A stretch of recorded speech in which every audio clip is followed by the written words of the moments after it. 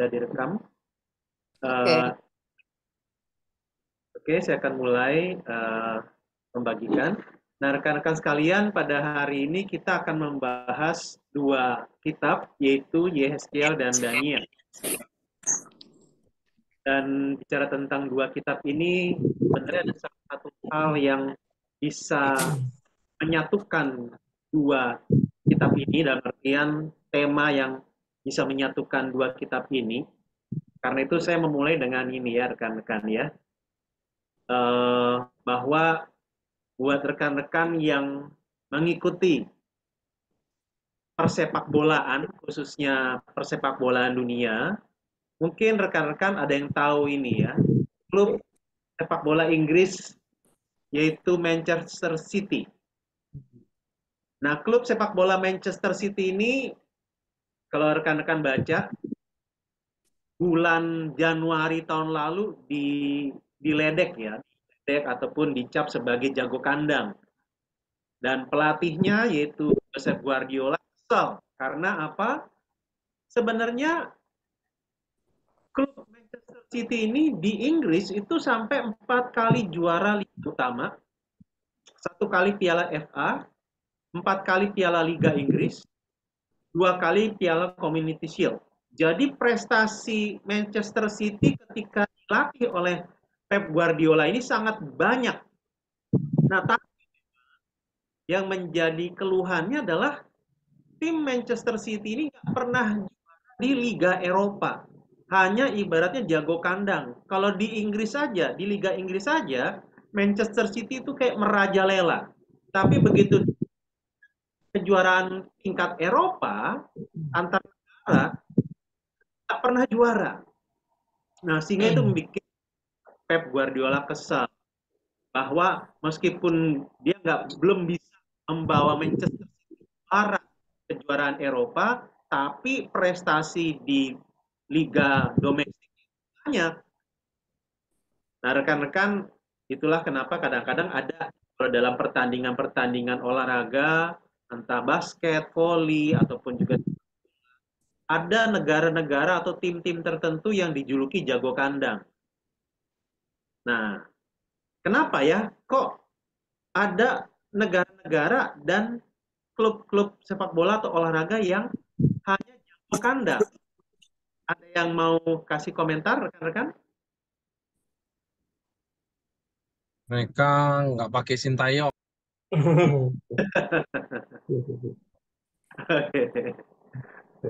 Sintayong Oke, mah apa cuma lagi? Kenapa? Indonesia. Ya, misalnya Indonesia nih, Iya, kok hanya Sintayong. jagonya kalau tandingnya di Indonesia, pas tanding ke luar negeri kalah. Misalnya. Langsung di Minder dulu. langsung ya kalau kalah. Kalau menang seneng ya. Nah, jadi memang rekan-rekan, kalau dalam pertandingan-pertandingan olahraga kan seringkali suka ada julukan jago kandang ya. Jadi bahwa seolah-olah ada negara-negara tertentu, klub-klub olahraga tertentu, menangnya itu hanya kalau di kandang sendiri. Nah, kenapa bisa begitu? Ya mungkin karena di kandang sendiri, penontonnya itu orang-orang yang mendukung mereka, mereka semangat, atau mungkin juga tempat itu tempat yang sudah biasa mereka pakai untuk berolahraga, bertanding, jadi mereka sudah biasa juga.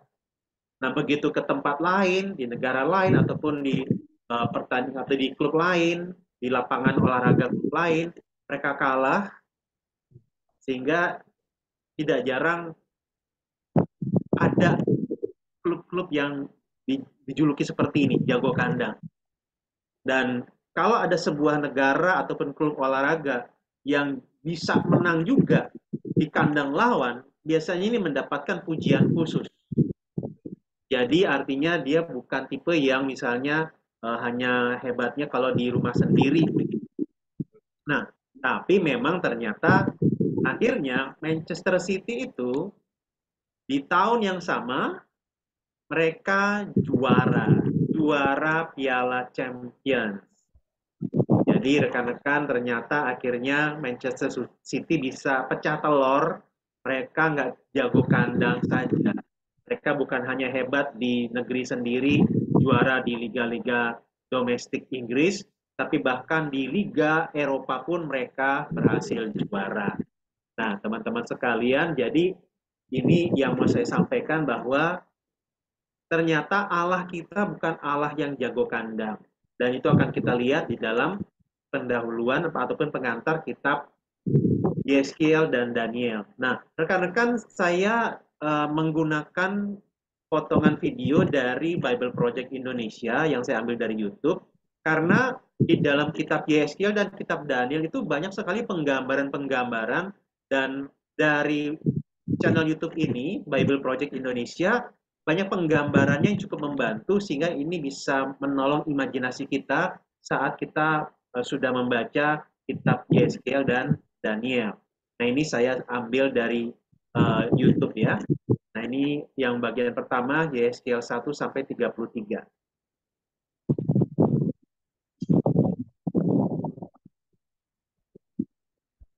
Kitab Nabi Yehezkiel. Yehezkiel adalah seorang imam yang hidup di Yerusalem di masa penyerangan pertama Babel atas Yerusalem. Mereka tidak menghancurkan kota itu, tetapi mereka mengumpulkan gelombang pertama dari tawanan Israel dan membawa mereka ke pembuangan. Dan Yehezkiel adalah salah satu di antara tawanan itu. Nah, kitab ini dimulai 5 tahun setelah kejadian itu, dan Yehezkiel sedang duduk di tepi sebuah kanal pengairan di dekat kamp pengungsiannya di Israel.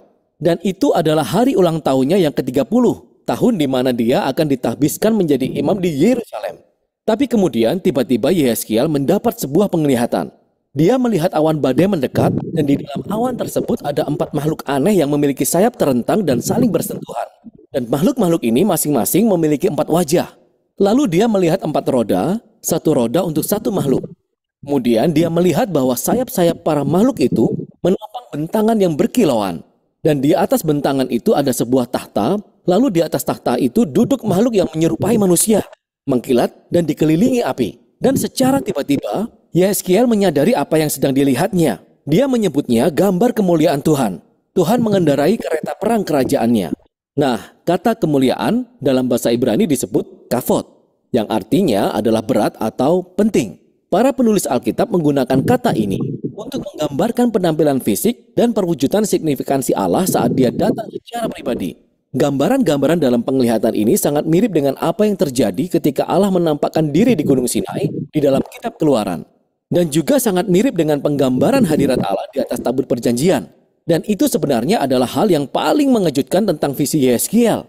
Kenapa kemuliaan Tuhan ada di Babel? Kemuliaan Tuhan seharusnya berada di atas tabut perjanjian di bait suci di Yerusalem.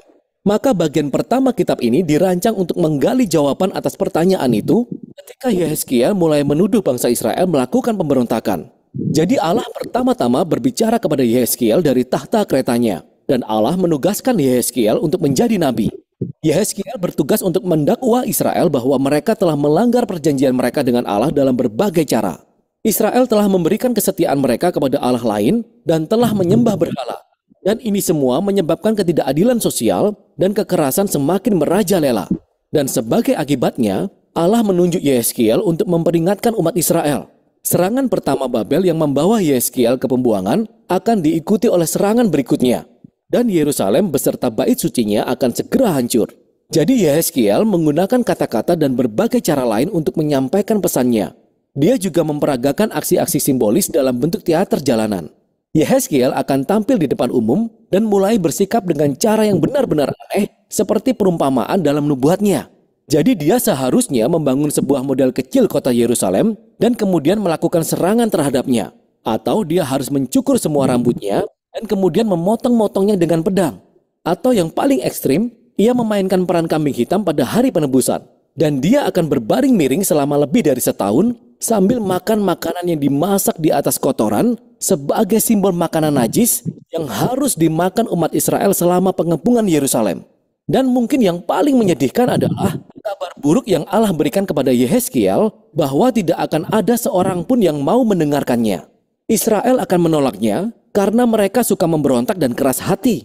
Dan ini mengingatkan kita akan penggambaran Musa tentang umat Israel setelah pemberontakan di padang gurun saat dia meramalkan bahwa pembuangan akan terjadi suatu saat nanti. Dan Yehezkiel mendapatkan kesempatan yang menyedihkan dengan melihat semuanya ini terjadi. Jadi Yehezkiel yang sedang kecewa ini mulai melakukan tugasnya.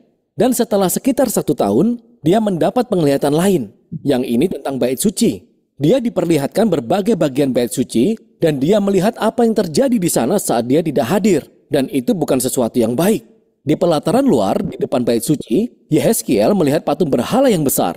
Kemudian dia melihat tua-tua Israel menyembah Allah lain di dalam dan di luar bait suci. Lalu dia juga melihat wanita Israel, mereka menyembah dewa Babel yang bernama Tamus. Dan penglihatan itu berakhir dengan kereta takhta Allah yang penuh kemuliaan, naik ke atas dan meninggalkan bait suci. Kereta itu pergi ke arah selatan menuju Babel. Jadi di pasal 11, kita akan melihat mengapa dan bagaimana kemuliaan Allah muncul di hadapan Yehezkiel di Babel. Penyembahan berhala oleh bangsa Israel dan pelanggaran perjanjian mereka sudah sangat parah dan menyinggung hati Allah sehingga ia meninggalkan bait suci. Umat Israel telah membuat Allah menjauh sehingga ia menyerahkan mereka kepada kehancuran. Namun Allah tidak mengabaikan umatnya. Sebaliknya, ia pergi ke pembuangan bersama umatnya. Lalu di bagian akhir dari penglihatan ini, yaitu di pasal 11, Allah berjanji bahwa dia akan mengembalikan sisa-sisa bangsa Israel ke tanah perjanjian. Allah akan mengubah hati mereka yang sekeras batu dan memberi mereka hati baru yang lembut, supaya mereka bisa mengasihi dan sungguh-sungguh mengikuti Allah mereka. Ini merupakan secercah harapan, namun dengan cepat tertimbun dalam kenyataan bahwa kehancuran akan segera terjadi. Tapi pasal 11 merupakan sebuah transisi kunci yang membantu kita untuk memahami bagaimana kelanjutan kitab ini dirancang. Jadi 3 bagian berikutnya adalah tentang pemberitahuan akan penghakiman Allah. Pertama kepada Israel, lalu kepada bangsa-bangsa di sekeliling Israel, dan kemudian atas Yerusalem sendiri. Namun setelah itu, penutupan yang penuh harapan di pasal 11 dikembangkan lagi di 3 bagian terakhir kitab ini. Pertama, harapan bagi Israel, kemudian untuk semua bangsa, lalu untuk seluruh ciptaan. Pasal 12-24 berfokus kepada datangnya penghakiman Allah atas Israel, dan ini adalah kumpulan puisi dan esai yang beragam. Dan di sini, Yehezkiel menunjukkan kecintaannya kepada perumpamaan dan alegori. Jadi dia menggambarkan bangsa Israel sebagai tongkat yang terbakar dan tidak berguna, atau sebagai istri yang suka memberontak, atau sebagai singa yang mengamuk dan berbahaya yang tertangkap, atau sebagai kakak beradik yang suka bersundal. Itu semua adalah gambaran pemberontakan dan penyembahan berhala bangsa Israel yang tidak masuk akal dan mengakibatkan kehancuran mereka. Di bagian ini, Yehezkiel juga bertindak seperti seorang pengacara. Dia mulai mengajukan argumennya terhadap kasus ini, bahwa pertama-tama, kehancuran Yerusalem sudah selayaknya terjadi setelah adanya pelanggaran terhadap hukum Taurat yang terjadi selama berabad-abad. Dan bahwa sekalipun orang-orang benar di dunia ini seperti Nuh, Daniel, atau Ayub masih hidup dan berdoa supaya Allah mengampuni Israel, Allah tidak akan berkenan kepada doa-doa mereka. Semuanya sudah terlambat. Jadi kebajikan Allah justru menuntut supaya dia mendatangkan keadilan atas generasi bangsa Israel ini. Pembuangan itu tak terhindarkan lagi. Mereka sudah sangat keterlaluan. Setelah ini, Yehezkiel berfokus pada bangsa-bangsa di sekeliling Israel. Dan kemudian pada 2 negara paling kuat di wilayah ini, Mesir, dan kemudian Tirus. Israel telah bersekutu dengan bangsa-bangsa ini dan mengadopsi dewa-dewa dan berhala mereka. Maka Allah mendakwa raja-raja Tirus dan Mesir karena dengan sombong melihat diri mereka sendiri sebagai Tuhan yang bisa menentukan yang benar dan yang salah sesuai pengertian mereka sendiri. Dan Allah menuntut raja-raja ini bertanggung jawab atas keangkuhan mereka. Dan Allah memberitahu bahwa dia akan memakai Babel untuk menaklukkan mereka. Mereka akan menghadapi keadilan Allah seperti yang lainnya. Kelanjutan dari bagian yang menegangkan ini adalah sebuah kisah pendek di pasal 33. Yehezkiel bertemu dengan seorang pengungsi yang baru saja tiba dari Yerusalem dan dia memberikan laporan kepadanya. Babel telah menyerbu kota Yerusalem. Kotanya runtuh dan bait suci itu hancur. Peringatan suram Yehezkiel telah menjadi kenyataan.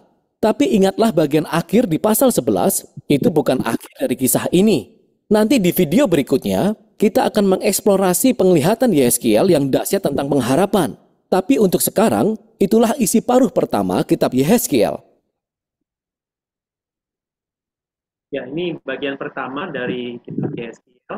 Jadi kita sudah melihat bagaimana permasalahan yang dihadapi bahwa bangsa Israel ini bukan hanya menyembah Allah, tetapi menyembah Allah sekaligus menyembah berhala dan menyembah berhala di bait Allah. Jadi bisa dibayangkan betapa sakit hatinya Allah terhadap mereka. Nah, sekarang kita ke bagian yang berikut, pasal 34-48. Kitab Nabi Yehezkiel. Di video pertama, kita diperkenalkan kepada Imam Yehezkiel. Dia duduk di antara orang-orang buangan di Babel, dan dia diperhadapkan dengan kemuliaan yang mengagumkan dari hadirat Allah. Tapi itu semua tampak di hadapannya di Babel. Dan kemudian Yehezkiel menemukan alasannya. Itu karena penyembahan berhala dan ketidakadilan di kalangan bangsa Israel yang akhirnya mendorong Allah untuk meninggalkan baitnya sendiri. Meskipun ada harapan untuk masa depan, kitab ini terus mengembangkan pesan Yehezkiel tentang penghakiman ilahi. Pertama-tama bagi bangsa Israel dan kemudian bagi bangsa-bangsa lain di sekeliling Israel. Lalu sebuah momen kunci terjadi di pasal 33. Yehezkiel menerima kabar bahwa pengepungan Babel atas Yerusalem telah berakhir karena kota itu sudah rubuh, bait suci sudah dihancurkan. Peringatan yang mengerikan yang disampaikan Yehezkiel telah menjadi kenyataan. Pembuangan merupakan malapetaka paling mengerikan yang pernah menimpa bangsa Israel. Hal itu memunculkan pertanyaan tentang apakah Allah sudah menyerah dengan bangsa Israel. Tapi ingatlah di akhir pasal 11, Allah berjanji bahwa masih ada masa depan di balik pembuangan bagi bangsa Israel. Dan kisah selanjutnya dari kitab ini dirancang untuk menggali penglihatan Yehezkiel tentang pengharapan. Pertama-tama bagi bangsa Israel, lalu bagi bangsa-bangsa, dan kemudian semua makhluk. Pengharapan bagi Israel muncul ketika Allah berjanji untuk membangkitkan Daud yang baru, seorang raja mesianik masa depan yang akan menjadi jenis pemimpin yang dibutuhkan bangsa Israel, namun tidak pernah mereka miliki. Dan Israel baru yang akan berada di bawah kepemimpinan raja mesianik ini akan menjadi umat yang sudah diubahkan. Allah akan mengatasi inti dari masalah pemberontakan mereka dengan memberi mereka hati yang baru, seperti yang dijanjikan Musa di akhir kitab Ulangan.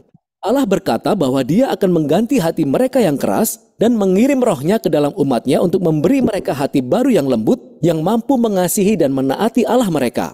Dan hal ini dikembangkan dalam penglihatan aneh yang terjadi selanjutnya. Yehezkiel melihat sebuah lembah besar yang dipenuhi tulang dan rangka manusia yang sudah kering. Dan Tuhan berkata kepadanya bahwa ini adalah sebuah gambaran, sebuah metafora yang melukiskan kondisi spiritual Israel. Jadi pemberontakan mereka terhadap Allah berakibat pada pembuangan dan kematian jasmani bagi banyak orang. Tapi itu juga sebuah kematian metaforis dari hubungan perjanjian mereka. Dan Allah mengatakan kepada Yehezkiel bahwa rohnya akan datang untuk menghidupkan umatnya kembali. Lalu datanglah angin yang menyebabkan tulang-tulang itu berdiri, dan angin itu mengisi mereka dengan nafas kehidupan. Lalu tumbuh daging di atas tulang-tulang, dan tiba-tiba Yehezkiel melihat manusia baru berdiri di hadapannya. Nah, penglihatan ini mengingatkan kita akan kisah tentang penciptaan manusia di kitab Kejadian pasal 2, di mana Allah menciptakan manusia dari debu tanah dan memberi nafas ilahi. Jadi pemberontakan Israel dan umat manusia menyebabkan kematian. Dan satu-satunya harapan adalah bahwa Allah akan melakukan tindakan penciptaan baru dan membentuk kembali manusia sedemikian rupa sehingga mereka dapat benar-benar hidup dalam hubungan penuh kasih dengan Allah dan sesama. Dan setelah Allah akan menangani kejahatan yang ada di hati umatnya sendiri, beberapa pertanyaan masih belum terjawab seperti bagaimana dengan kejahatan yang masih merajalela di antara bangsa-bangsa? Dan bagaimana dengan masa depan tempat kediaman Allah di bait suci? Dan inilah isi dari dua bagian terakhir dari kitab ini. Jadi pertama-tama kita lihat pasal 38 dan 39. Kedua pasal ini menjanjikan penaklukan terakhir Allah atas kejahatan di antara bangsa-bangsa yang dipersonifikasi sebagai seorang penguasa yang bernama Gog dari tanah Magog. Nah, nama ini berasal dari silsilah kerajaan dan daratan kuno dari Kejadian pasal 10. Dan ini merujuk pada negara-negara kuat dari masa yang sangat lampau. Jadi, Yehezkiel memilih nama Alkitabiah yang kuno ini sebagai gambaran dari setiap dan semua kerajaan yang penuh kekerasan. Sehingga kita menemukan bahwa Gog bersekutu dengan 7 negara yang berasal dari keempat penjuru mata angin. Itu jelas merupakan sebuah gambaran dari seluruh bangsa di dunia. Ini juga membantu kita memahami mengapa Yehezkiel menggambarkan Gog dengan gambaran yang dia gunakan sebelumnya di dalam kitab ini untuk menggambarkan Raja Tirus dan Raja Mesir yang bernama Fir'aun. Bagi Yehezkiel, Gog adalah gabungan semua orang paling kejam dalam Alkitab. Gog adalah model pemberontakan manusia melawan Allah. Kisah dasar dalam pasal-pasal ini adalah bahwa Gog menolak rencana Allah untuk memulihkan umatnya. Dan sama seperti Fir'aun dalam cerita Keluaran, Gog datang untuk menghancurkan umat Allah. Tapi Tuhan menunjukkan keadilannya pada Gog. Dan itu terjadi dalam sebuah adegan yang membingungkan, yang secara harfiah tidak masuk akal jika kita membacanya secara berurutan. Karena pertama, Gog dan pasukannya ditimpa gempa bumi. Tapi kemudian mereka dilalap api dalam 2 kesempatan yang berbeda.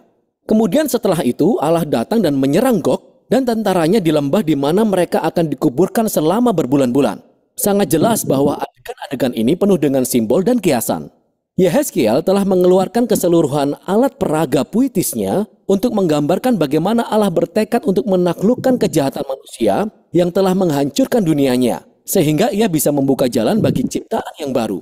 Maka begitu kejahatan akhirnya ditangani di antara bangsa-bangsa, bagian terakhir dari kitab ini menjelaskan bagaimana hadirat Allah suatu saat akan kembali kepada umatnya, dan bait sucinya membawa pemulihan kosmis. Jadi Yehezkiel pertama-tama mendapat penglihatan panjang tentang bait suci baru dan kota baru. Dia diberi pemandu wisata surgawi yang mengajaknya berkeliling di sekitar kompleks bait suci baru yang jauh lebih besar dan lebih megah daripada bait suci Salomo. Ada altar baru, imam-imam baru, sistem penyembahan yang sama sekali baru. Dan setelah tur yang panjang ini, kereta kerajaan Allah yang penuh kemuliaan yang dilihatnya pada penglihatan pertama datang kembali dan memasuki bait suci baru. Nah, makna dari penglihatan tentang bait suci ini telah menjadi sumber perdebatan sejak dahulu kala. Beberapa pembaca Kristen dan Yahudi percaya bahwa penglihatan ini akan digenapi secara harfiah suatu hari nanti. Dan bahwa pasal-pasal ini menawarkan cetak biru yang sebenarnya dari bait suci baru yang akan dibangun saat Mesias datang kembali dan membawa kerajaan Allah. Tetapi banyak pembaca Yahudi dan Kristen lainnya berpikir bahwa penglihatan ini seperti semua penglihatan Yehezkiel lainnya penuh dengan simbol. Semuanya menggambarkan realitas hadirat Allah yang kembali kepada umatnya dalam kerajaan mesianik, namun tidak harus dalam bentuk bangunan yang sebenarnya. Apapun pandangan yang kita ambil, sangat penting bahwa Yehezkiel tidak pernah memanggil kota ini Yerusalem. Dan pasal 47 dan 48 menunjukkan mengapa. Yehezkiel melihat aliran kecil air yang mengalir keluar dari ambang pintu dan tangga bait suci, lalu dengan cepat menjadi aliran sungai yang deras. Dan kemudian mengalir keluar dari bait suci dan dari kota ke padang pasir, menuju salah satu tempat paling sepi di planet bumi, yaitu lembah laut mati. Kemudian sungai itu meninggalkan jejak pepohonan dan kehidupan. Dan kemudian laut mati berubah menjadi laut yang hidup dan penuh dengan tanaman dan hewan. Semua gambaran ini berasal dari Taman Eden dalam Kejadian pasal 1 dan 2. Dan kita melihat betapa kosmis penglihatan Yehezkiel ini sebenarnya. Rencana Allah adalah selalu untuk memulihkan umat manusia dan semua makhluk kembali kepada hadiratnya yang memberi kehidupan. Jadi kitab ini diakhiri dengan nama kota taman ini. Tuhan ada di sana. Maka penglihatan Yehezkiel berakhir dengan harapan penuh akan masa depan yang baru. Manusia baru, hidup di dunia baru yang digerakkan oleh roh Allah yang memberi hidup. Ini adalah dunia yang penuh dengan cinta dan keadilan Allah. Dan itulah isi kitab Yehezkiel. Ya, itu sedikit ringkasan tentang kitab Yehezkiel. Jadi sudah makin jelas ya rekan-rekan bagaimana ternyata bait Allah yang ada di Yerusalem pada waktu itu ternyata sudah ditinggalkan oleh Allah, dan hadirat Allah ini justru nanti malah nyata di dalam kerajaan Babel ataupun wilayah kerajaan Babel. Dan karena itu kita akan melihat seperti apakah sepak terjang Allah di kerajaan Babel. Nah, itu yang akan kita lihat dari kitab Daniel. Kitab Daniel. Kisahnya terjadi setelah serangan pertama Babel ke Yerusalem dan mereka menjarah kota dan bait suci dan membawa sekelompok umat Israel ke pengasingan. Di antara mereka ada 4 orang yang berasal dari keluarga Daud, yaitu Daniel yang nantinya disebut Beltsasar dan 3 orang temannya yang lebih kita kenal dengan nama Babelnya yakni Sadrak, Mesak, dan Abednego. Kitab ini berkisah tentang perjuangan mereka untuk memelihara pengharapan di wilayah musuh mereka. Rancangan kitab ini sekilas tampak sederhana. Pasal 1-6 berisi kisah tentang Daniel dan teman-temannya di Babel, sedangkan pasal 7-12 berisi penglihatan Daniel tentang masa depan. Namun kedua bagian ini menjadi lebih menarik karena fitur rancangan lainnya, yaitu bahasa yang dipakai dalam kitab ini. Awalnya kitab ini menggunakan bahasa Ibrani, yaitu bahasa kaum Israel, tapi pasal 2-7 ditulis dalam bahasa Aram, bahasa sepupu dari bahasa Ibrani yang dipakai secara luas di antara kerajaan-kerajaan kuno. Tapi kemudian di pasal 8-12, kitab ini kembali menggunakan bahasa Ibrani. Rancangan ini menunjukkan bahwa pasal 2-7 merupakan bagian yang berkesinambungan, yang juga menunjukkan pentingnya pasal 2 dan 7 untuk kita memahami pasal-pasal selanjutnya dalam kitab ini. Mari kita masuk lebih dalam.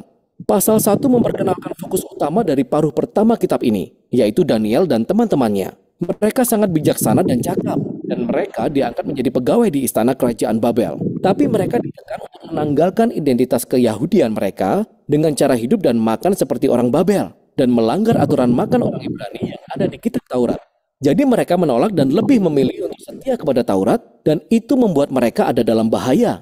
Namun Allah menyelamatkan mereka, dan akhirnya mereka justru ditinggikan oleh Raja Babel. Setelah ini, mulailah bagian berbahasa Aram yang memiliki rancangan simetris yang keren. Jadi pertama-tama Raja Babel bermimpi, dan ternyata hanya Daniel yang bisa mengartikan mimpi itu. Mimpi itu tentang sebuah patung yang amat besar yang terbuat dari 4 macam logam, dan yang menyimbolkan beberapa kerajaan, dan kepalanya menyimbolkan Babel. Tapi kemudian sebuah batu besar menimpa dan meremukkan patung itu, dan batu itu menjadi gunung yang besar. Nah, mimpi ini hanyalah yang pertama dari banyak penglihatan simbolis dalam kitab ini. Dan mimpi ini memperkenalkan alur cerita dasar dari semua penglihatan lainnya. Daniel mengatakan bahwa patung itu mewakili deretan kerajaan manusia yang berawal dari Babel, dan mereka semua akan memenuhi dunia milik Allah dengan kekerasan. Namun, suatu saat, kerajaan Allah akan datang dan akan melawan serta merendahkan kerajaan-kerajaan sombong di dunia dan memenuhi bumi dengan keadilan yang memulihkan dari pemerintahan dan kekuasaan Allah. Berikutnya, pasal 3 menceritakan kisah yang terkenal tentang 3 teman Daniel yang menolak untuk sujud dan menyembah patung berhala yang besar, yang sama halnya dengan patung di pasal 2. Patung itu menggambarkan raja dalam kekuatan kerajaannya. Jadi teman-teman Daniel dijatuhi hukuman. Mereka dilemparkan ke dalam perapian yang menyala-nyala. Tapi Allah melepaskan mereka dari maut dan mereka dipuji oleh raja yang sekarang mengakui bahwa Allah mereka adalah Allah yang sejati. Setelah ini ada 2 kisah tentang 2 raja Babel. Sang bapak yaitu Nebukadnezar dan anaknya yang bernama Belshazzar. Mereka berdua penuh kesombongan karena kekuatan kerajaannya. Jadi, sama seperti di pasal 2, Allah mengingatkan mereka berdua melalui mimpi dan penglihatan. Dan sama seperti di pasal 2, hanya Daniel yang bisa mengartikan mimpinya. Daniel meminta kedua raja itu untuk merendahkan diri di hadapan Allah, dan kedua raja itu dengan sombongnya menolak. Jadi Nebukadnezar menjadi gila. Dia menjadi seperti binatang liar di padang. Tapi kemudian dia merendahkan diri di hadapan Allah, dan kemanusiaannya dikembalikan kepadanya. Dia dipulihkan kembali sebagai raja. Kisah ini sangat bertolak belakang dengan anaknya, Belshazzar, yang tidak mau merendahkan diri di hadapan Allah, dan terbunuh malam itu juga. Nah, kedua kisah ini mengambil gambaran dari Kejadian pasal 1 dan 2 dan Mazmur 8, di mana manusia digambarkan sebagai gambaran yang mulia dari Allah. Allah telah memberi otoritas kepada manusia untuk berkuasa atas semua binatang di padang dan burung-burung di udara atas nama Allah, yang adalah Raja sejati dunia. Tetapi ketika kerajaan manusia melupakan hal itu, ketika mereka memberontak dan menjadikan diri mereka dan kekuatan mereka sendiri sebagai Tuhan, mereka menjadi lebih rendah daripada manusia, seperti binatang buas yang akan menghadapi keadilan Allah. Kisah ini membawa kita ke pasal 6 yang merupakan pasangan dari pasal 3. Kali ini Daniel lah yang dihukum oleh karena ia menolak untuk berdoa dan menyembah raja sebagai Allah. Dan sama seperti teman-temannya, Daniel dijatuhi hukuman mati dan dilemparkan ke dalam gua singa. Namun Allah meluputkannya dari binatang-binatang itu, dan sama seperti teman-temannya, Raja meninggikan Daniel dan memuji Allahnya. Dan kisah ini menuntun kita ke pasal 7. Pasal 7 berpasangan dengan pasal 2 dan merupakan bagian tengah kitab ini, di mana keseluruhan temanya menyatu. Ini adalah mimpi yang lainnya. Tapi kali ini, Daniel lah yang bermimpi. Dan ironisnya, Daniel tidak memahami mimpinya sampai seorang malaikat menjelaskannya kepadanya. Daniel melihat 4 binatang besar. Ada yang menyerupai singa, beruang, dan macan tutul yang bersayap. Masing-masing binatang ini melambangkan kerajaan yang sombong. Dan binatang yang terakhir adalah binatang yang menakutkan dan digambarkan sebagai kerajaan yang sangat jahat. Dan dia memiliki banyak tanduk, sebuah simbol yang umum untuk raja-raja dalam perjanjian lama. Dan ada satu tanduk yang spesifik yang menggambarkan seorang raja yang sombong serta meninggikan dirinya di atas Allah dan menganiaya umat Allah. Nah, mereka disimbolkan dengan figur yang disebut anak manusia, yang merupakan gambaran dari umat perjanjian Allah dan raja mereka yang berasal dari garis keturunan Daud. Namun tiba-tiba, Tuhan yang dijuluki yang lanjut usianya, datang dan membangun tahtanya. Dia mengalahkan binatang yang menakutkan dan memuliakan anak manusia dari awan-awan, di mana dia datang untuk duduk di sebelah kanan Allah dan mengambil bagian dalam pemerintahan Allah atas bangsa-bangsa. Kita bisa menilik ke belakang dan melihat bagaimana kisah-kisah di bagian paruh pertama ini saling berkaitan. 3 kisah tentang kesetiaan meskipun dalam penganiayaan. Hal ini dimaksudkan untuk menawarkan harapan kepada umat Allah yang menderita di antara bangsa-bangsa. Namun mereka menderita oleh karena kerajaan manusia yang memberontak menentang Allah dan menjadi seperti binatang. Dan penglihatan-penglihatan ini menumbuhkan kesabaran ketika umat Allah sedang menanti-nantikan Allah untuk membawa kerajaannya dan memerintah atas dunia, serta membela umatnya yang menderita. Tapi hal itu menimbulkan pertanyaan tentang kapan Allah akan melakukan itu. Dan itulah yang akan dijabarkan oleh ketiga penglihatan terakhir. Di pasal 8, Daniel mendapat penglihatan lain tentang dua binatang terakhir di pasal 7. Tapi kali ini, mereka digambarkan sebagai domba jantan yang dikatakan sebagai simbol kerajaan Media dan Persia. Dan ada kambing jantan yang menggambarkan Yunani kuno. Dan dari kambing jantan itu muncul beberapa tanduk. Dan satu di antaranya adalah simbol dari raja yang jahat dari pasal 7. Dan kita diberitahu lebih jauh tentang raja jahat tersebut, bahwa dia akan menyerbu Yerusalem dan meninggikan dirinya di atas Allah, dan mencemari bait suci dengan berhala. Namun pada akhirnya, dia akan dihancurkan oleh Allah yang akan meninggikan umatnya dan kerajaannya. Nah, di pasal 9, Daniel menjadi sangat bertanya-tanya, khususnya mengenai kapan semua ini akan terjadi. Jadi Daniel mencari rujukan dari gulungan kitab Yeremia, di mana Allah berkata bahwa pengasingan umat Israel akan berlangsung selama 70 tahun saja. Jadi bagi Daniel, 70 tahun itu hampir selesai. Dan dia meminta supaya Allah segera memenuhi janjinya. Namun datanglah seorang malaikat dan memberitahunya bahwa dosa dan pemberontakan umat Israel terus berlanjut. Dan karena itu, masa pengasingan dan penindasan mereka akan berlangsung 7 kali lebih lama dari apa yang ada dalam penglihatan Yeremia. Daniel menjadi sangat gelisah karena penglihatan ini, dan dia mendapat satu penglihatan terakhir. Kita disuguhi deretan kerajaan yang sama, mulai kerajaan Persia, lalu Yunani, dan Alexander Agung, kemudian diikuti oleh raja-raja yang lebih kecil, yang kesemuanya mengarah kepada raja terakhir di utara, yang akan menundukkan Yerusalem, membangun berhala di bait suci, dan mengagungkan dirinya di atas Allah. Namun tiba-tiba, raja ini menemui kehancurannya. Nah, ada perdebatan yang tiada akhir mengenai apa makna dari penglihatan ini. Banyak yang melihat adanya hubungan yang jelas dengan eksploitasi Raja Syria, Antiochus, di tahun 160-an sebelum Masehi. Dia membunuh banyak orang Yahudi yang setia di Yerusalem dan mendirikan berhala di bait suci. Beberapa orang lainnya merujuk kepada peran kekaisaran Romawi dalam eksekusi atas Yesus dan kehancuran Yerusalem dan bait suci pada tahun 70 Masehi. Dan beberapa orang lagi berpikir bahwa itu masih akan digenapi di masa yang akan datang, yang akan terjadi ketika Yesus datang kembali. Nah, masalahnya sekarang adalah bahwa simbol-simbol dan angka-angkanya tidak sinkron dengan pandangan-pandangan ini secara sempurna. Tapi terbuka kemungkinan bahwa mereka semua benar. Kitab Daniel dirancang untuk menawarkan harapan kepada generasi masa depan umat Allah. Harapan itu ditawarkan pada masa kekaisaran Antiochus dan terus berlanjut sejak saat itu. Itulah sebabnya Yesus bisa memakai gambaran dari kitab Daniel untuk menggambarkan dan melawan para pemimpin yang suka menindas, yang ditentangnya di Yerusalem.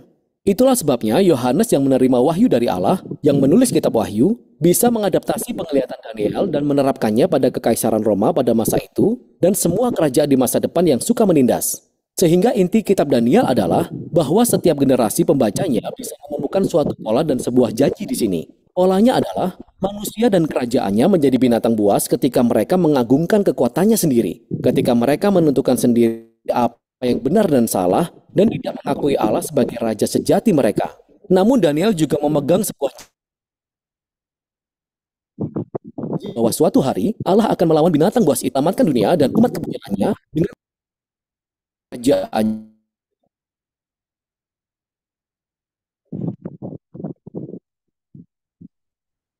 ke semua bangsa. Jadi bagi setiap generasi, kitab ini menyampaikan pesan pengharapan yang seharusnya bisa jadi memotivasi kesetiaan. Dan itulah inti dari isi kitab Daniel. kita bisa perhatikan. Ada dua pesan utama yang ingin saya bagikan berdasarkan kitab ini. Yang pertama, bicara tentang tadi bagaimana bait Allah yang ada di Yerusalem ternyata tanda kutip ditinggalkan Allah. Jadi memang dalam bagian ini kita melihat bahwa meskipun bait Allah adalah lambang kehadiran Allah, bukan berarti Allah pasti hadir di bait Allah. Dan bukan berarti Allah tidak hadir.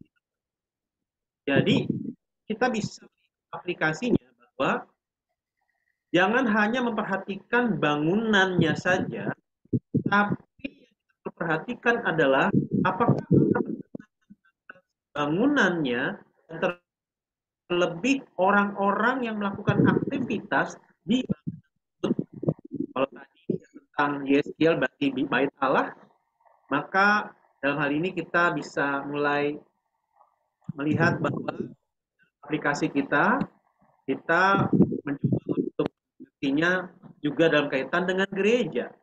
bahwa meskipun gereja sedemikian besar megah, tapi berarti Allah berkenan atas bangunan dan ibadahnya. Karena itu yang terpenting bukan hanya bangunannya, tetapi seperti apakah kehidupan beriman dari jemaat. Bukan tentang semata-mata bangunannya, bukan hanya bicara tentang jumlah orang yang ada, tetapi seperti apakah kehidupan beriman dari orang-orang tersebut.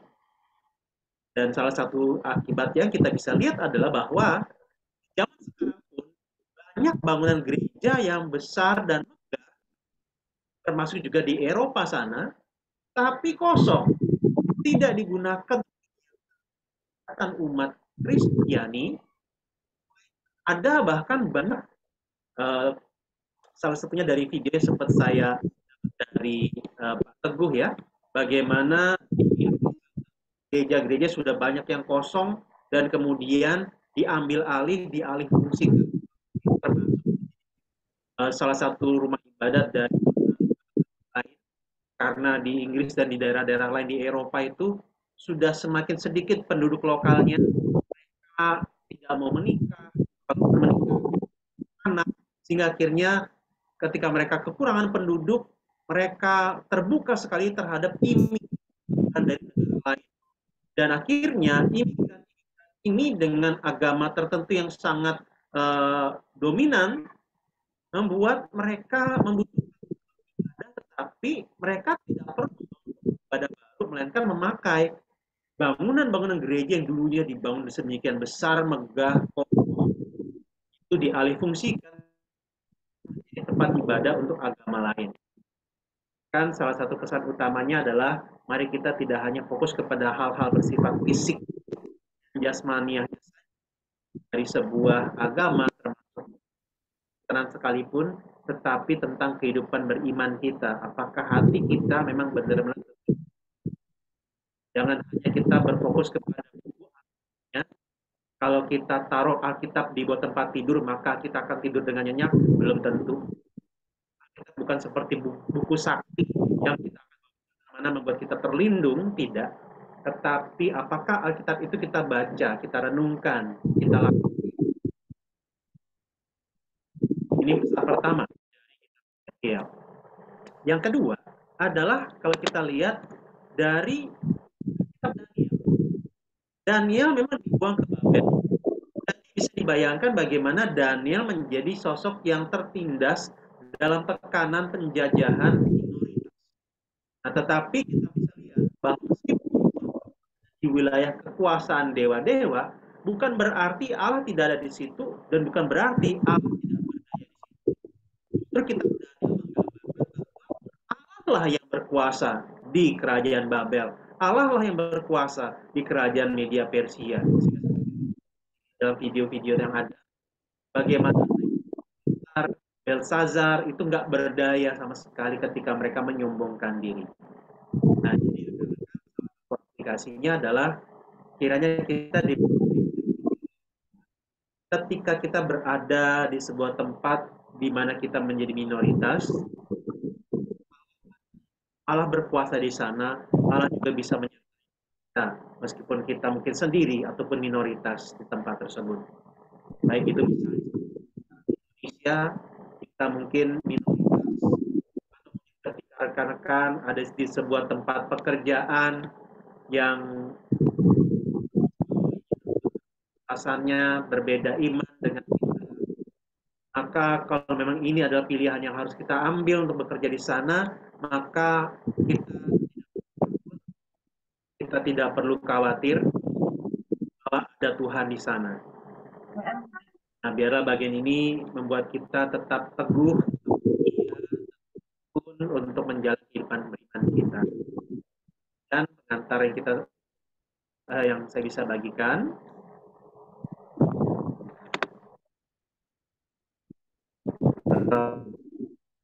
ya,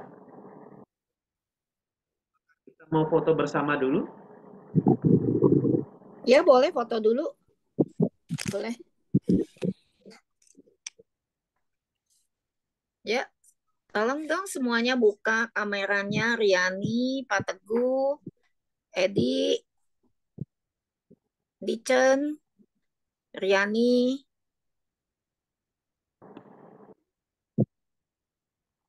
Pak Kalau Teguh ini bisa. nggak bisa.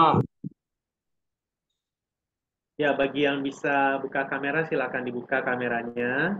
Riani, bisa dibuka nggak kameranya? Bisa bentar, Ci. Oke, tunggu.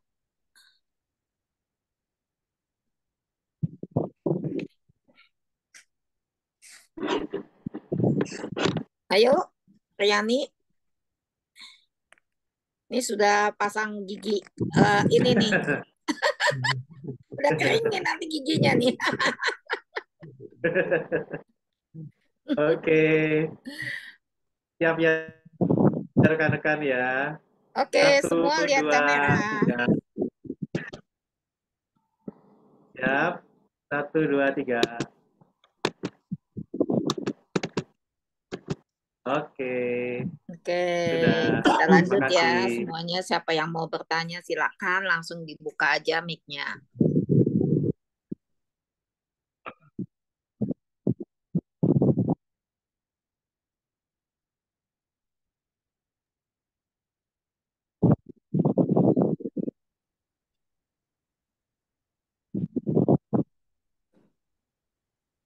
Pak Teguh kayaknya udah siap nih mau bertanya.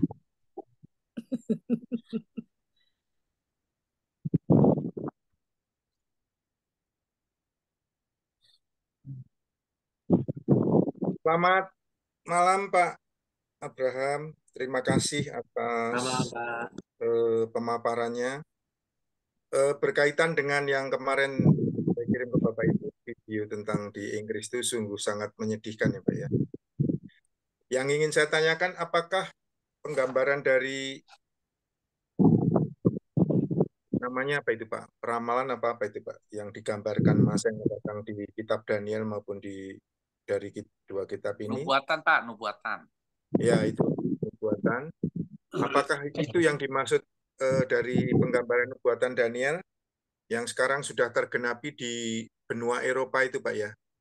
Khususnya di negara-negara Eropa Barat yang mereka sangat welcome menerima para emigran dari Timur Tengah yang notabene ternyata dari golongan yang sangat keras dan menguasai gereja-gereja yang ada di benua Eropa, di Inggris, Jerman, dan sebagainya.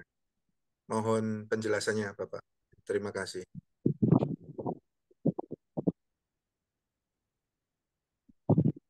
Ya, terima kasih Pak Teguh untuk respon dan pertanyaannya.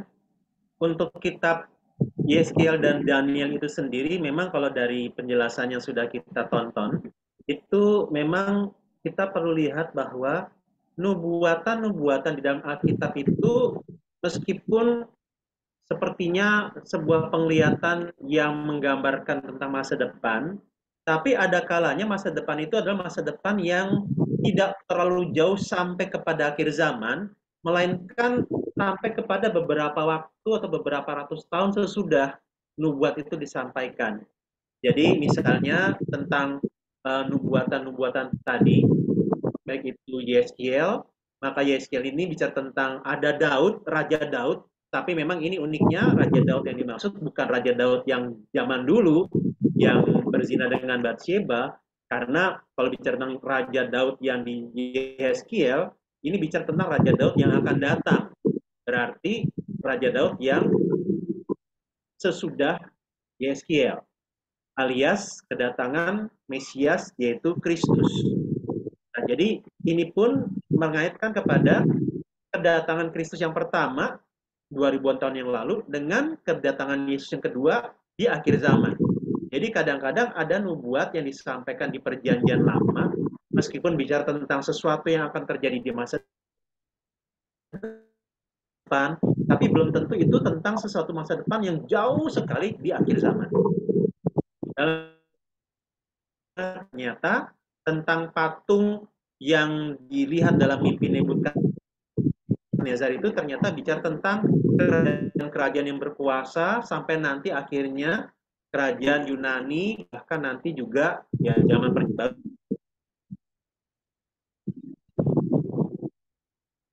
yang dimaksud dalam perjanjian lama tidak langsung ke, tetapi ke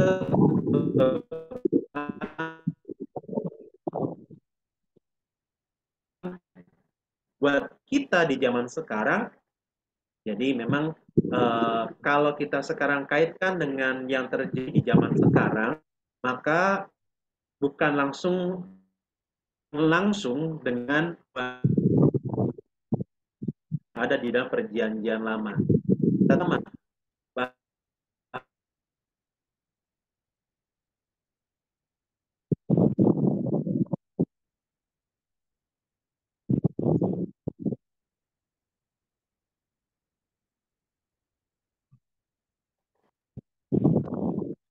Tadi internetnya sempat terputus. Ya, jadi atau saya matikan dulu kameranya ya. Kalau apa yang terjadi di Eropa itu kita tidak bisa menyimpulkan bahwa itulah yang disampaikan di dalam kitab Daniel ataupun Yeskiel, tetapi pelajaran utamanya sama, bahwa ketika umat Allah sudah mulai meninggalkan Allah dengan kehendak Allah, maka akan jauh dari Allah. Kemudian ya tanda Allah tidak berkenan lagi terhadap mereka. Nah, jadi kita bisa lihat di sini itulah yang terjadi di Eropa, sehingga kalau kita perhatikan sebenarnya di Eropa itu sudah banyak ateis, yang agnostis, yang kalaupun Kristen banyak juga yang liberal, yang tidak mempercayai Yesus sebagai satu-satunya dan tidak mempercayai Alkitab sebagai firman Allah. Jadi hal-hal tersebut juga membuat kekristenan di Eropa merosot. Meskipun demikian, tetap masih ada orang-orang tersisa, orang-orang Eropa yang malah yang tetap setia kepada Tuhan. Dan juga masih tetap rindu untuk memberitakan Injil di Eropa sana. Dan justru dalam hal ini, akhirnya orang Eropa, orang Kristen di Eropa, yang belajar ke orang-orang Kristen di Asia, bagaimana bisa kepada orang-orang. Jadi hal ini pesan yang mau disampaikan adalah bagaimana kita ya, bukan berarti lebih baik daripada orang Kristen di Eropa, tapi kita mesti waspada jangan sampai kejatuhan dari orang-orang Kristen di Eropa, kita mesti waspada. Begitu Pak, nah, tanggapan saya. Mohon maaf kalau suaranya agak putus-putus.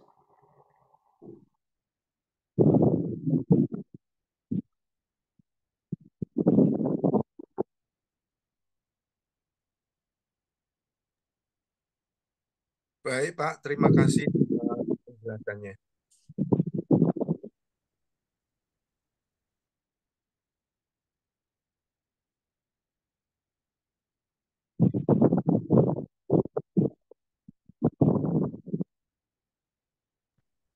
Dari saya aja ya Pak Abraham ya. Oh ya, silakan Pak. Pas saya tadi ya, yang mau saya tanyakan itu tadi dalam pemaparan itu kitab Yehezkiel itu kan penuh dengan simbol-simbol gitu ya Pak Abraham ya. Gitu. Kemudian di salah satu bagian yang disampaikan dalam video itu ada juga menyampaikan mengenai laut mati yang akan berubah menjadi laut yang hidup. Nah, itu tuh apakah simbol atau merupakan sebuah fakta gitu? Karena dalam beberapa kesempatan ada juga orang yang entah mencocokkan atau menyampaikan bahwa di dasar daripada sungai Laut Mati atau Dead Sea itu ada yang mata air yang mengeluarkan air katanya. Sehingga di situ mulai ada kehidupan dari ikan-ikan yang sebelumnya ikan-ikan itu nggak ada yang bisa bertahan hidup karena tingginya kadar garam di situ gitu. Mohon dijelaskan gitu Pak Abraham.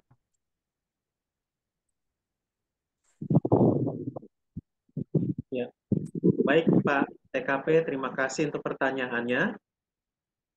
Jadi memang secara khusus kalau kita dalam posisi orang-orang Israel yang nubuatan dari Yeskiel pada waktu itu, di dalam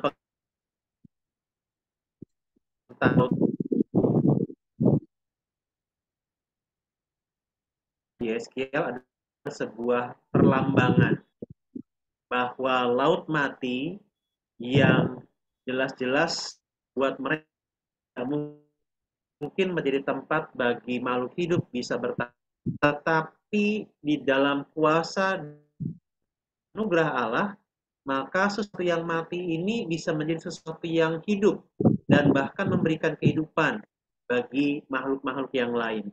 Jadi sebenarnya apa yang dituliskan di dalam nubuatan Yeskiel ini menjadi sebuah lambang bahwa kuasa Allah itu sanggup membuat sesuatu yang mati menjadi hidup kembali. Kuasa Allah itu sanggup memulihkan bangsa Israel seperti halnya bahkan membuat kehidupan. Banyak binatang yang bisa menikmati laut tersebut, bahkan di sekitarnya pun menjadi tumbuh subur. Nah, kalau tadi dari hasil penelitian yang ada, termasuk yang sudah dijelaskan oleh Pak TKP, itu memang dikatakan bagaimana ternyata ada laut mati tersebut, sehingga ada beberapa jenis ikan yang masih bisa hidup di sana. Memang kalau kita bandingkan dengan Yeskiel, maka sebenarnya kadar garam laut mati itu tinggi, sehingga tidak sembarang binatang juga yang bisa hidup di sana, dan laut mati di situ tidak membuat kemudian tanah di sekitarnya itu menjadi tempat yang sulit. Bisa lihat bahwa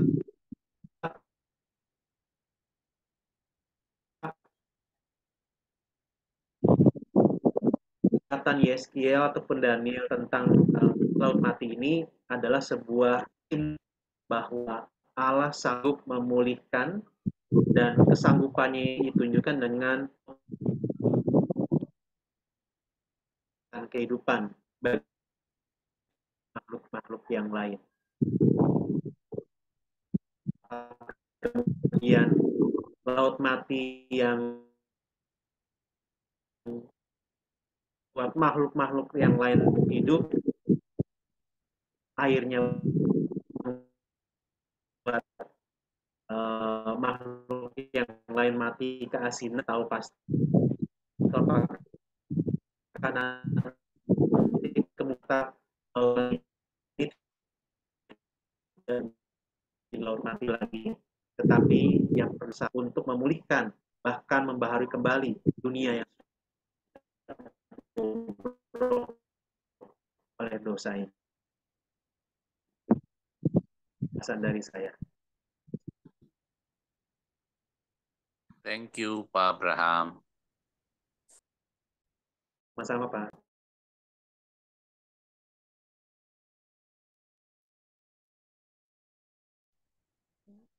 Saya bertanya Pak Abraham. Silakan Ibu Enda. Iya. Di kitab Yeskiel pasal 18 ya Pak. Di situ perikopnya tentang setiap manusia mempunyai tanggung jawab sendiri. Secara garis besar di situ kan jika orang tuanya jahat, kemudian anaknya jahat ataupun sebaliknya yang tidak jahat. Padahal di situ bangsa Israel kan secara komunal ya Pak, secara umum gitu berjamaah gitu melakukan pemberontakan terhadap Tuhan. Kemudian ya, bagaimana Pak relevansinya dengan pasal ke-18 itu? Karena di situ dikatakan bahwa setiap manusia, setiap personal itu mempunyai tanggung jawab iman secara pribadi. Padahal secara umum mungkin juga hari ini sampai dengan hari ini lingkungan ataupun eh, komunitas kita itu sangat sangat mendukung, bukan mendukung, sangat mempengaruhi keimanan kita.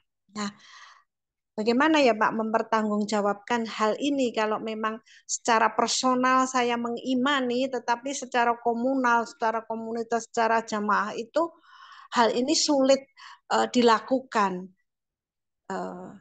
Hal seperti itu kira-kira di depan Tuhan bagaimana Pak? Mohon penjelasannya. Terima kasih.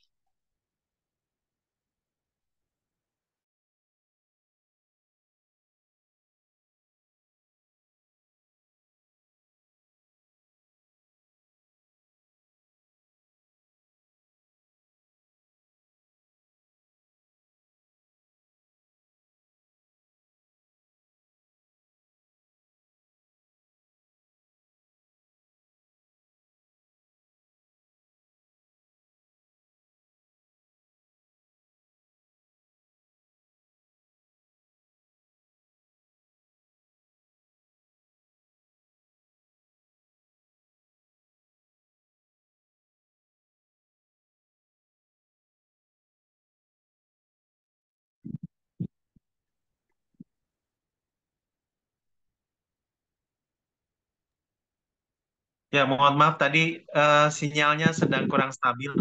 Jadi saya tempat ini keluar kelempar dari Zoom. Tadi Ibu tanya tentang YSK 18 ya, Bu? Iya Pak.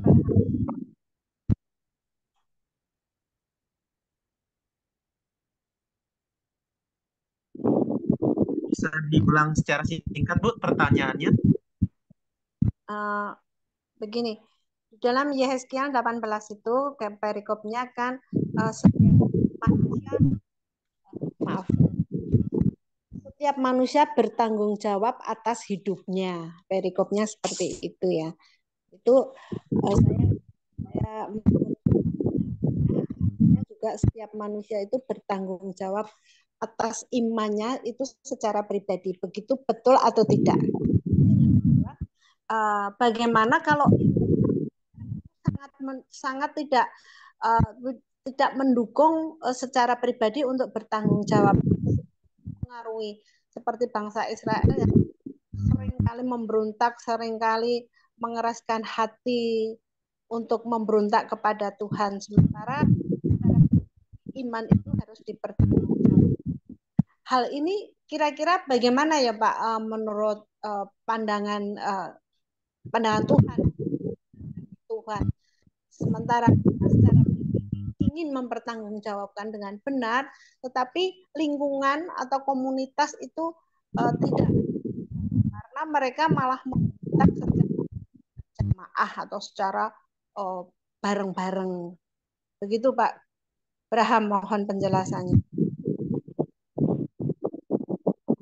Ya, baik, terima kasih Ibu Endang untuk pertanyaannya. Jadi memang untuk yang pertama saya akan jelaskan sedikit dulu tentang YSK 18-nya. Jadi memang yang menjadi pokok permasalahan di dalam YSK 18 yang sedang mau dikoreksi oleh Allah adalah bahwa orang-orang Israel pada waktu itu punya pemahaman bahwa ini karena bicara tentang dia dan orang tuanya, jadi orang-orang ini menyangka atau menuduh bahwa kalau hidup mereka ini bermasalah, hidup mereka ini mengalami kesulitan, mereka ini kemudian menjadi orang-orang yang jahat, YSK 18 ini secara tersirat Tuhan sedang memberikan koreksi terhadap pemahaman mereka bahwa mereka ini menyalahkan orang tuanya. Jadi ibaratnya begini, saya seperti ini orangnya, saya seperti ini karakternya, saya seperti ini hidupnya karena orang tua saya. Ini pasti gara-gara dosa orang tua saya. Orang tua saya yang mungkin pernah melakukan kejahatan tertentu, akhirnya saya yang kena akibatnya. Orang tua saya melakukan dosa tertentu, akhirnya saya yang kena hukumannya. Nah, jadi ini yang menjadi latar belakangnya. Nah, justru YSG 18 ini mau mengatakan bahwa enggak, setiap orang bertanggung jawab atas pribadinya masing-masing, bahwa kalaupun orang tuanya hidup dalam dosa, bukan berarti si anak pasti akan kena hukuman dosanya dan bahkan akan ikut-ikutan terhadap dosanya.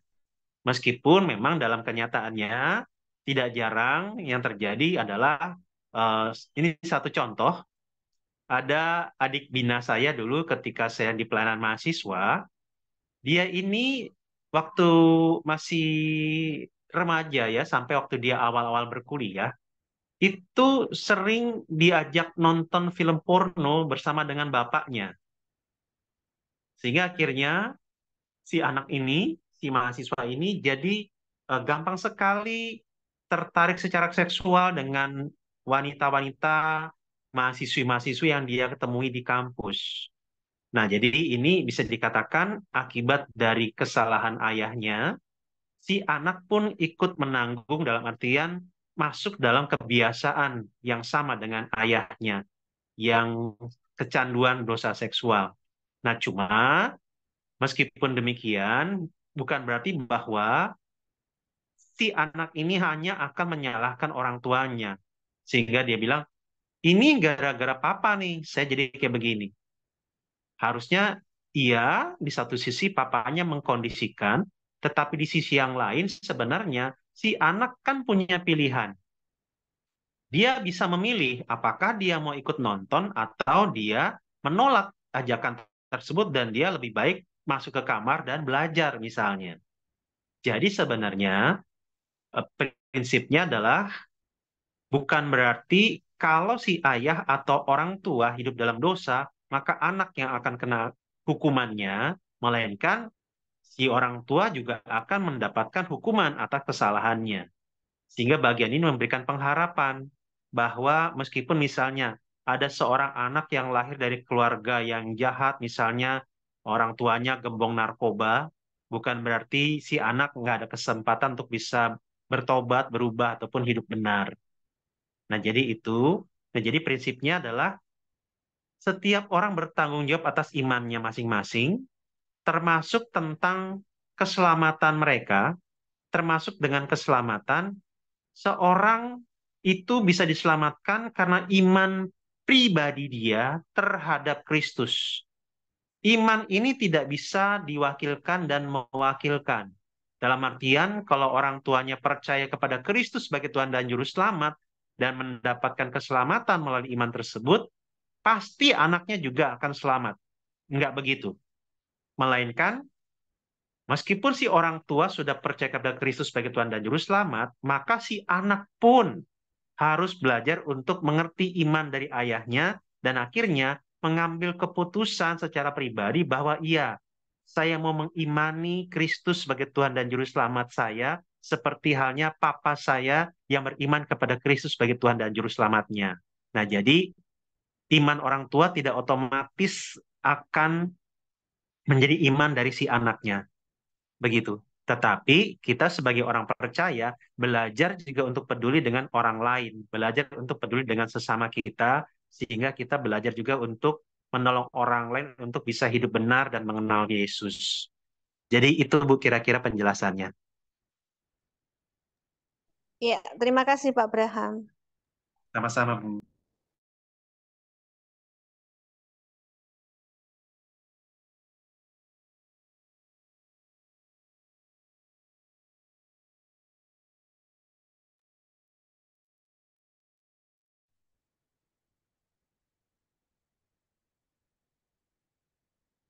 Saya mau bertanya lagi, Pak.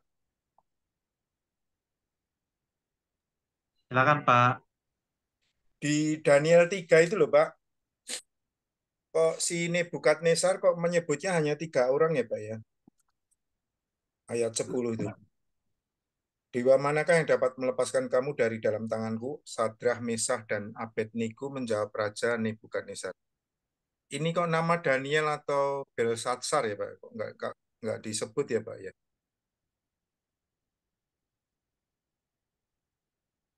Oh Daniel iya Pak, 3 Pak. Daniel pasal 3 ya Pak. Iya, Iya. Ya memang ini ada dugaan, karena kalau kita perhatikan di dalam Daniel 3, itu ayat 1 dikatakan Raja Nebukadnezar membuat sebuah patung emas yang tingginya 60 hasta dan lebarnya 6 hasta yang didirikannya di dataran Dura di wilayah Babel. Jadi ada patung emas yang didirikan di dataran Dura, kemudian dia mengumpulkan wakil-wakil raja, para pemuka, dan para pejabat untuk hadir di dataran tersebut. Nah, sehingga ada dugaan bahwa Daniel tidak hadir di dataran Dura itu. Daniel tidak ikut berkumpul bersama dengan para pejabat lainnya di tempat tersebut. Begitu, Pak. oh Jadi dia jadi nggak ikut di dalam peristiwa ini. makanya kok nggak disebut ya. Jadi mungkin Iya, dia sedang berdoa atau apa Pak ya di tinggal di rumah gitu ya, di istana bisa jadi. Iya. Nebukadnezar. Atau dia mungkin ada di tempat yang lain, di mana Iya, mungkin dia mendapatkan, karena dia punya posisi tertentu, mungkin dia ditempatkan di tempat yang lain untuk memegang wilayah Babel, sehingga tidak seluruh pejabat itu dikumpulkan di sana, dan kalau misalnya ada serangan mendadak dari musuh, semua pejabat habis, tidak ada pemimpin lagi. iya. Jadi memang di Daniel 3 memang Daniel tidak hadir Pak ya. Iya, Ya, Pak, hadir. ya, Tapi memang kalau tadi dari penjelasan videonya terlihat ada semacam pola bahwa kalau di Daniel pasal 3 hanya Sadrak, Mesak, Abednego yang dimunculkan, maka ya, paralelnya itu di Daniel pasal 6, yaitu Daniel di Gua Singa. Jadi hanya iya, sosok Daniel yang ditampilkan, iya. gitu Pak. Heeh. Tapi empat-empatnya sama-sama menunjukkan iman yang teguh kepada Allah. Tapi ketiga temannya juga ikut Pak yang di Gua Singa itu Pak. Oh, udah Enggak, nggak ada Pak. di Udah, api. itu udah khusus hanya Daniel saja. Oh, cuman Daniel seorang ya Pak yang di pasal 6 ya. Yang pasal 6. Dan di pasal 6 itu juga Danielnya sudah sangat tua. Sudah sekitar umur Oh, 60-70 tahun. yang tiga orang tidak diceritakan Pak ya, kawan yang lain. Iya betul Pak, tidak diceritakan. Jadi ada kemungkinan memang 3 orang yang lain sudah tidak dilanjutkan jabatannya, karena kalau kita lihat Daniel ini sudah melampaui beberapa raja. Ada Raja Nebukadnezar, ada Raja Belsazar, ada juga Raja Darius. Jadi Daniel ini seorang yang terus-menerus dipakai oleh raja-raja yang memerintah di daerah sana. Sebagai penasihat kerajaan Pak ya. Iya, sebagai penasehat, sebagai wakil raja, ataupun mungkin istilahnya, mungkin ya, seperti Perdana Menteri gitu, Pak. Iya, oh berarti aktif di eksekutif itu ceritanya Pak ya. Iya, Pak, betul, Pak. Iya, baik Pak. Mungkin gantian yang teman-teman yang lain yang akan bertanya. Terima kasih Bapak Abraham. Sama-sama, Pak. Ayo teman-teman yang lain, siapa lagi mau bertanya? Biasa Pak Edi, Pak Gunawan, Ibu Lindawati, Ibu Cucuy, Ibu Riani Sari, Pak Yanto, kami persilakan.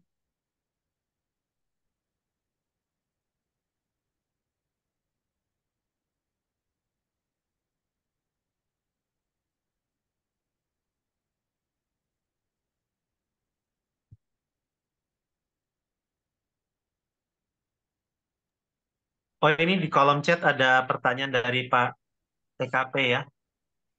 Pak Abraham, apa relevansi dari situasi terkini Israel dengan nubuatan Yehezkiel? Ya, kalau untuk nubuatan Yehezkiel itu sendiri, memang kalau kita lihat dari pengantar ataupun ringkasan kitab Yehezkiel yang barusan kita lihat ataupun tonton tadi, kita melihatnya bahwa pesan utama dari Yehezkiel adalah bahwa kemuliaan Allah itu tidak dibatasi oleh bait Allah dan tabut perjanjian. Allah yang mulia ini bahkan bisa menyatakan kemuliaannya di tanah Babel ketika bangsa Israel merasa diri bangga ada di tanah perjanjian dan ketika bangsa Israel merasa bangga punya bait Allah, tapi ternyata Allah sudah pergi dari situ. Allah sudah meninggalkan mereka dari tanah perjanjian dan dari bait Allah karena bangsa Israel sudah berdosa. Sehingga akhirnya bangsa Israel bahkan ikut dibuang keluar dari Yerusalem, keluar dari tanah perjanjian ke Babel. Nah, sehingga kemuliaan Allah tidak nyata lagi di bait Allah, melainkan justru kemuliaan Allah itu nyata di Babel. Dan bahkan kemuliaan Allah ikut bersama dengan umat Israel yang sedang dibuang. Nah, sehingga kalau bicara tentang relevansi tentang tanah perjanjian ini, maka kita bisa melihat pada intinya bukan hanya bicara tentang tanah perjanjiannya, tetapi bicara tentang hadirat Allah dan kemuliaan Allah, perkenanan Allah atas umat Israel khususnya. Nah, sehingga yang menjadi intinya bukan hanya bicara tentang bait Allahnya, meskipun memang kalau orang Israel mau fokus kepada bait Allahnya, maka memang bisa terjadi pertempuran besar-besaran di daerah Timur Tengah. Karena kalau memang umat Israel ataupun bangsa Israel yang menganut agama Yahudi ingin bercita-cita kembali membangun bait Allah, maka salah satu bangunan yang akan mereka hancurkan adalah masjid ikonik di Yerusalem. Karena kan di Yerusalem ada dua masjid besar ya, Dome of the Rock sama Masjid Al-Aqsa ya.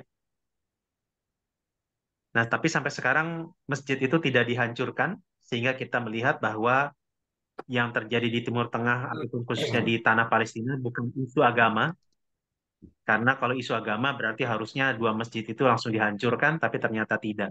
Nah, tapi memang yang menjadi fakta sejarah katanya di salah satu masjid itu ada terkubur salah satu pilar bait Allah.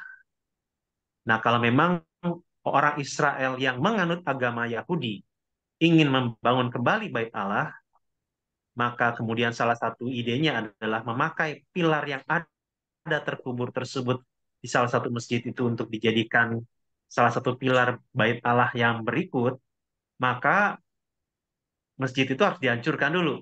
Dan kalau itu terjadi, maka sebelum bait Allahnya dibangun, sudah terjadi peperangan besar-besaran. Nah, tetapi kalau nubuatan Yeskielnya itu mau dikatakan bahwa bait Allah yang baru ini bukan bait Allah ciptaan manusia, tetapi bait Allah yang adalah ciptaan dari Allah sendiri, yang menggambarkan bahwa Allah itu benar-benar berkenan atas manusia. Allah ingin bersama-sama dengan manusia, dan memang bait Allah yang dimaksud ternyata kalau kita lihat salah satu penjelasannya adalah dalam kitab Injil. Ketika Tuhan Yesus mengobrak-abrik eh, meja penjualan hewan kurban dan meja penukaran uang, kemudian Tuhan Yesus bilang kepada orang-orang Yahudi yang ada di sana, rombak bait Allah ini dan saya akan membangunnya kembali dalam 3 hari. Ternyata bait Allah yang dimaksud bukan bangunan bait Allah tersebut yang ada di Yerusalem pada zaman perjanjian baru yang dibangun oleh Raja Herodes, tetapi bait Allah yang dimaksud adalah tubuhnya sendiri.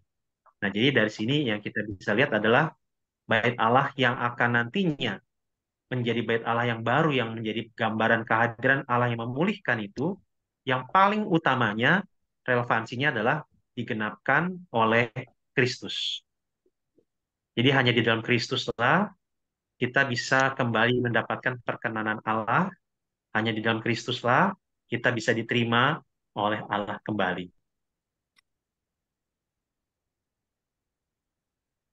Begitu Pak kira-kira penjelasan saya. Yuk, makasih Pak. Sama-sama Pak.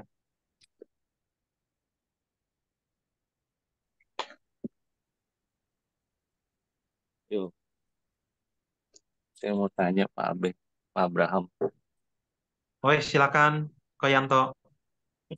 Ini di Daniel 2 ayat 31 sampai 3 mimpi Nebukadnezar. Itu kan eh, saya pernah dengar khotbah dari pendeta Stephen Tong. Dia menceritakan mimpinya tentang apa yang terjadi bangsa Israel, suatu bangsa eh, telah dinubuatkan gitu ya. Terjadi patung di bangsa yang kuat, Romawi, terus apa lagi gitu saya lupa deh. Terus yang dari besi, dari emas gitu kan. Terus yang terakhir kan ada lima jari di kaki. Nah, itu apakah dari blok timur dan blok barat Amerika lawan, maksudnya lawan Rusia gitu Pak. Nubuat-nubuat yang terjadi di mimpinya Raja Nebukadnezar. Itu aja sih Pak pertanyaannya. Oh ya, makasih Ko Yanto untuk Iya. pertanyaannya. Ya, jadi yang tentang patung itu, mimpi ataupun penglihatan patung yang didapat oleh si Nebukadnezar, memang penafsir-penafsir Alkitab masa kini juga sepakat bahwa itu bicara tentang kerajaan-kerajaan dunia yang berkuasa pada zaman tersebut. Jadi ada apa namanya? Ada kerajaan Babel, kerajaan Media Persia, kerajaan Yunani, kerajaan Romawi.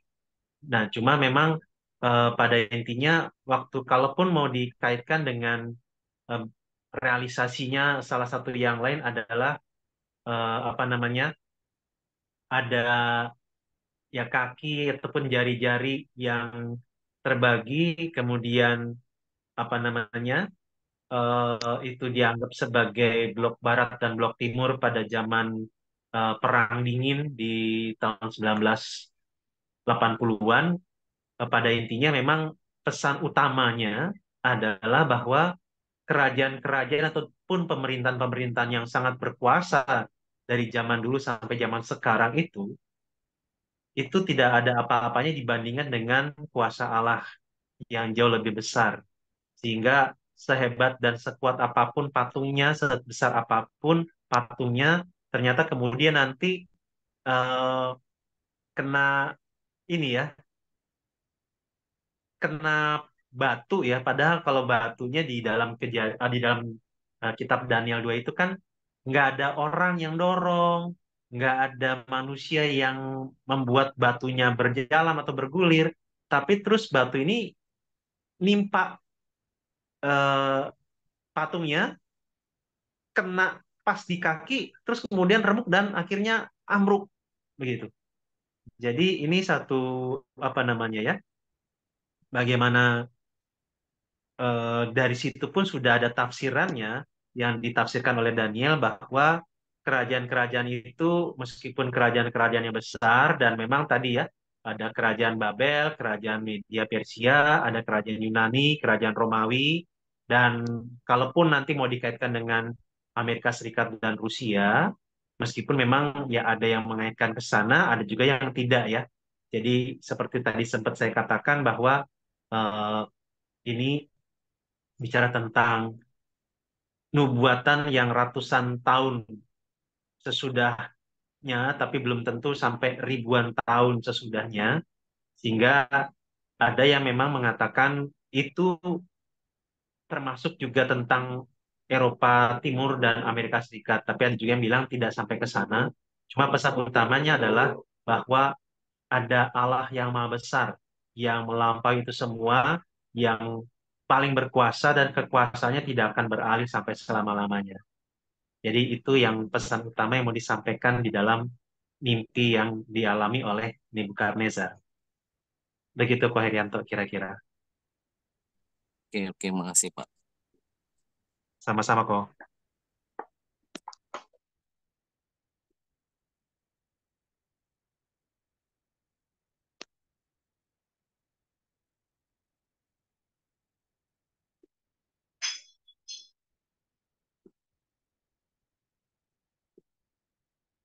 Saya ya sedikit Pak B. Terima kasih ya.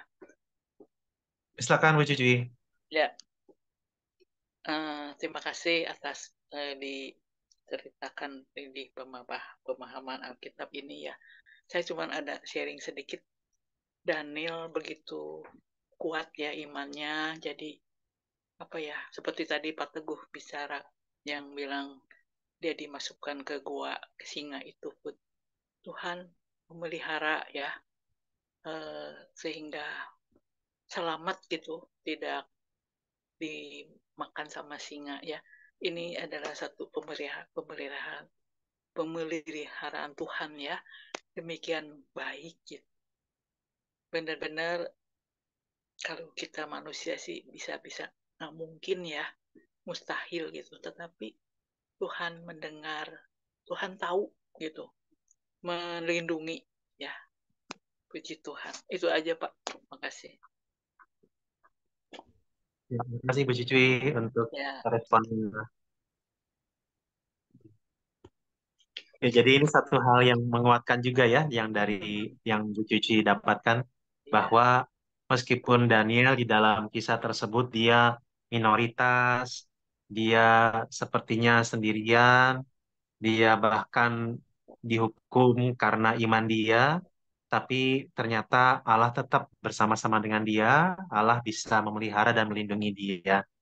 Jadi ini jadi satu hal kesaksian hidup yang menguatkan kita ya, bahwa ketika kita setia kepada Tuhan dalam situasi ataupun kondisi yang sulit, Tuhan tetap bisa pelihara. Iya. Itu yang buat kita tidak perlu takut. Iya, Bu. Iya, Bu. Sama-sama, Bu.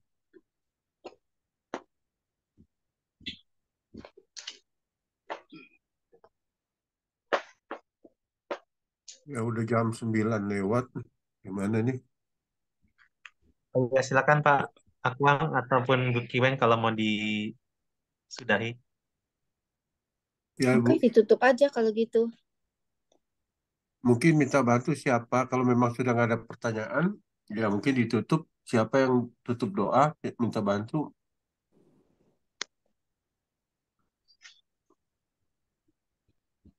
Baik Pak, kalau gitu saya tutup dalam doa ya Pak.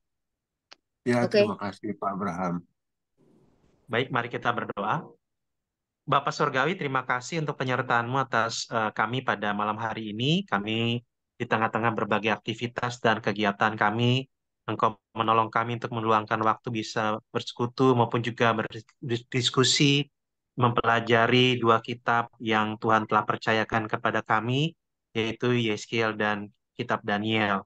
Kiranya iman kami terus bertumbuh melalui kelompok studi Alkitab ini, dan juga melalui kitab Yeskiel dan Daniel, iman kami semakin diteguhkan. Kami belajar untuk terus setia kepada Tuhan, dan kami belajar untuk tidak menaruh iman kami hanya sebatas kepada bangunan dan hal-hal yang bersifat fisik saja, tetapi kehidupan kami sebagai orang percaya. Tolong kami ya Tuhan untuk menjadi anak-anak-Mu yang taat dan setia kepadamu, yang belajar untuk terus melakukan firman-Mu dengan pertolongan Tuhan. Terima kasih ya Tuhan untuk pertemuan kami malam ini. Sebentar lagi kami akan berpisah, mungkin juga kami akan beristirahat. Mohon Tuhan berkati istirahat malam kami, agar kami bisa mendapatkan kekuatan dan pemulihan dari Tuhan, sehingga esok hari kami bisa bangun dengan tubuh yang segar, dan juga dengan semangat dan sukacita menjalani hidup yang Tuhan telah percayakan. Dalam nama Tuhan Yesus kami berdoa dan bersyukur. Amin. Amin. Amin. Terima Pak Abraham. Thank you. Oke, terima Terima kasih kasih Pak Pak Daniel. Abraham. Pak Malam Abraham dan semuanya. semuanya. Berkati. Oke, ya. Terima kasih Bapak. Thank you. Kecil. Berkati.